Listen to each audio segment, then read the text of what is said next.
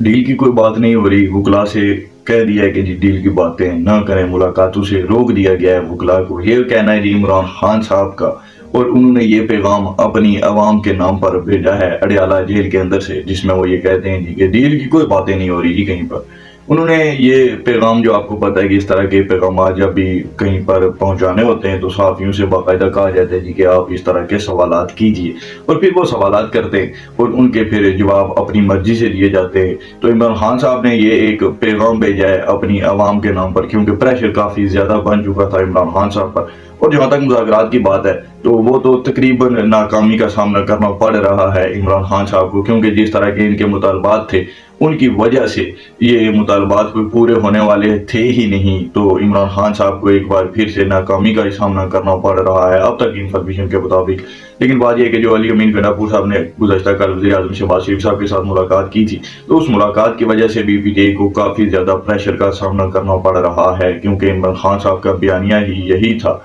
कि जी गुलामी नामंजूर है, हकीकी आज़ादी की ये जंग है और हम अमेरिका की गुलामी के अंदर नहीं रह सकते। और अब ये जो मुलाकात हुई है इसके बाद अली अमीर गंडापुर साहब के ज़राए के हवाले से जितनी भी खबरें मीडिया तक अभी तक आई हैं, तो उन्होंने यही जवाब दिया जी कि क्योंकि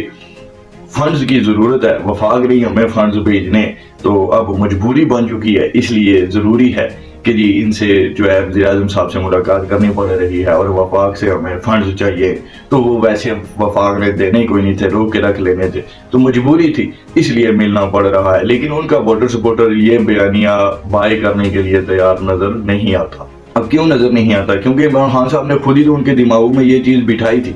ये इमरान खान साहब ही थे जो ये बात बताने वाले थे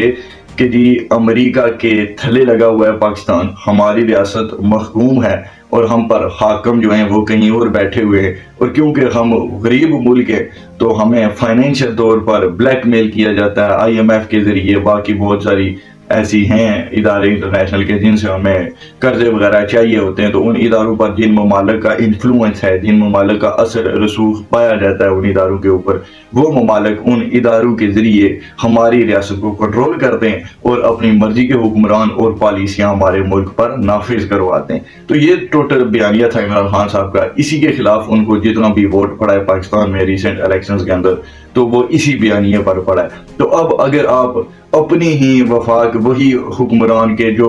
आपके नज़दीक उनको अमेरिका ने आपकी फौज को साथ मिलाकर तो जनाब इन कुर्सियों पर बिठा दिया है, उनको वज़ीर आज़म अमेरिका ने बनवाया और रजीम चेंज पहले भी अमेरिका ने करवाई थी और अब भी वैसा ही हुआ है बकौल इमरान खान और पीटीआई के। जाहिर सी बात है इनका वोटर सपोर्टर तो इसी बयानिए को मानता है, इसी सोच के तहत चल रहा था। तो अगर अमेरिका का लाया हुआ एक टाउट प्राइम मिनिस्टर, क्योंकि आप तो यही अल्फाज यूज करते हैं ना, आपके नजदीक जब वो एक अमेरिका का बिठाया हुआ एक डमी प्राइम मिनिस्टर है, तो फिर आप उस तक अपने घुटने जब टेक रहे हैं, आपको फंड्स नहीं मिल रहे हुकूमत चलाने के लिए अपने सूबे की, आप मजबूर हो चुके हैं कि आपको उस वज़ीर आज़म के आगे जाकर झुकना पड़ा है, और फिर उस वज़ीर आज़म ने आपके साथ प्रेस कॉन्फ्रेंस करना भी गवारा नहीं किया, तो उसके कोई जमात के और लीडरों के साथ आपको फिर खड़े होकर प्रेस कॉन्फ्रेंस भी करनी पड़ती है। तो इस तरह के हालात को आप अगर फेस कर रहे हैं तो फिर आपका वोटर सपोर्टर अब इस कंफ्यूजन में मुब्तला हो चुका है कि क्या वाक़ईतन आपके बयानिए में कोई हकीकत थी।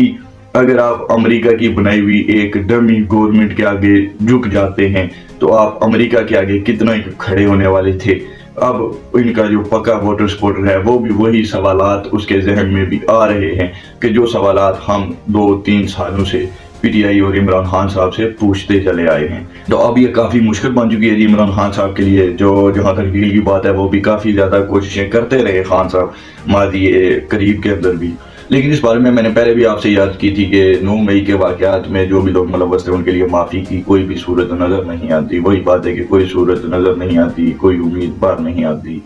कभी किस मुंह से जाओगे गालिब, शर्म तुमको मगर नहीं आती। तो वो बात है कि पीटीआई और इमरान खान साहब को भी 9 मई के वाक़यात के हवाले से किसी किस्म की शर्मिंदगी का कोई एहसास नहीं है और उन्हें यह लगता है कि उन्होंने तो कुछ किया ही नहीं। तो यही तमाम वजूहात हैं कि जिनकी वजह से इमरान खान साहब को अब तक सियासी तौर पर नाकामी का सामना करना पड़ा है पाकिस्तान के अंदर, और आगे भी शायद इन्हीं मामलात की वजह से करना पड़ेगा, क्योंकि इमरान खान साहब अपनी गलती को गलती मानने के लिए आमादा नहीं है। वो ये बात तस्लीम नहीं करना चाहते कि 9 मई जो उन्होंने काम डाला था वो गलत था, नहीं डालना चाहिए था। تو چلیں جی خیر دعا کرتے ہیں کہ عمران خان صاحب اور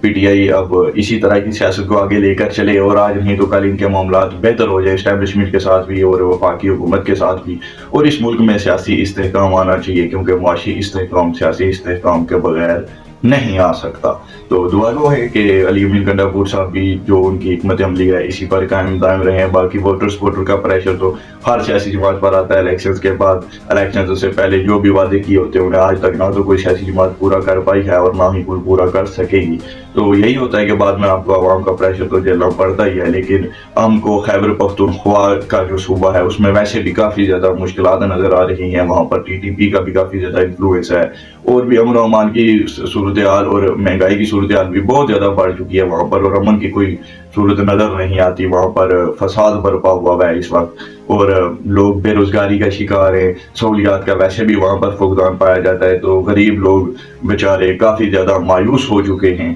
جو کہ ہم الیکٹرونک میڈیا پر کافی کم دیکھتے ہیں ان لوگوں کے خیالات، یا تو کوئی کہتا ہی نہیں ہے، اور اگر کوئی کہتا بھی ہے تو پھر اس کو سینسر کر دیا جاتا ہے۔ یہی حالات ہے ہمارے ملک کے اس وقت۔ تو سوچنے کی ضرورت ہے پی ٹی آئی کو بھی اور اسٹیبلشمنٹ کو بھی کہ اگر اس ملک کو آگے لے کر چلنا ہے تو ہمیں ان تنازعات، ان لڑائیوں سے جان چھڑوانی ہوگی، اور ہمارا صرف اور صرف ایک ہی مشن ہونا چاہیے کہ ہم اپنے ملک کی معیشت کو کس طرح سے بہتر کر سکتے ہیں، کس طرح سے ہم ایک اچھا معاشی ریاست بن کر دنیا کے سامنے اپنے ملک کو پیش کر سکتے ہیں، اسی پر ہماری ساری توجہ ہونی چاہیے۔ یہی کامیابی کا راستہ ہے۔ ابھی تک کے لیے اتنا ہی تھا، سبسکرائب ضرور کیجیے گا، ملتے ہیں اگلی ویڈیو میں۔ اللہ حافظ۔